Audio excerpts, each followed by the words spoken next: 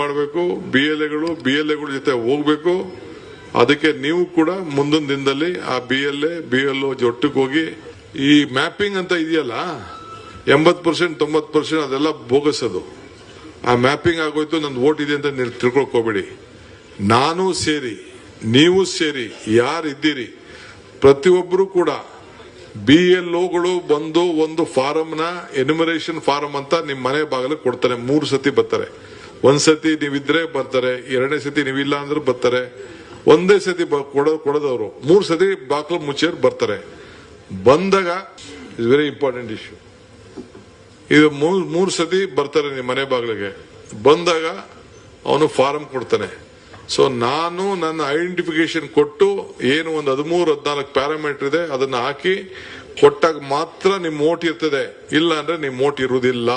ಇದು ನಿಮ್ ತಲೆಯಲ್ಲಿರ್ಲಿ. ನಿಮ್ ವೋಟ್ ಇಲ್ಲ ಅಂದ್ರೆ ನಿಮ್ಗೆ ಗೃಹಲಕ್ಷ್ಮಿ ಇಲ್ಲ, ಗೃಹ ಜ್ಯೋತಿ ಇಲ್ಲ, ಅನ್ನಭಾಗ್ಯ ಇಲ್ಲ, ಯಾವ ಸ್ಕೀಮು ಬರುವುದಿಲ್ಲ. ಮೇಜರ್ ವೋಟೇ ತಾನೆ, ನಿಮ್ ಗುರ್ತಿನ ಚೀಟಿನೇ ತಾನೆ. ಸೊ ಅದಕ್ಕೆ ನಾವು ಅನೇಕ ಗುರ್ತು ಚೀಟಿಗಳನ್ನ ಕೊಡಬೇಕು ಅನ್ನೋದು ತೀರ್ಮಾನ ಮಾಡಿದ್ವಿ. ಸೊ ಯಾರು ನಿಮ್ಮ ಕಾರ್ಯಕರ್ತರಿಗೆಲ್ಲ ತಿಳಿಸ್ಬೇಕು, ನಿಮ್ಮ ವೋಟ್ ಉಳಿಸ್ಕೊಳ್ಬೇಕು. ಅಯ್ಯೋ ನಂದು ವೋಟ್ ಇದೆ, 25 ವರ್ಷದ ವೋಟ್ ಇದೆ, ನಮ್ ತಲೆ ಅಂತ ವೋಟ್ ಇದೆ, ನನ್ನ ವೋಟ್ ಇಲ್ಲ. ಈ SIR ಅಂತಂದ್ರೆ ಹೊಸದಾಗೆ ಸ್ಪೆಷಲ್ ರಿವಿಷನ್, ಅದು ಎಲ್ಲ ದಾಖಲೆಗಳನ್ನ ಕೊಡಬೇಕು.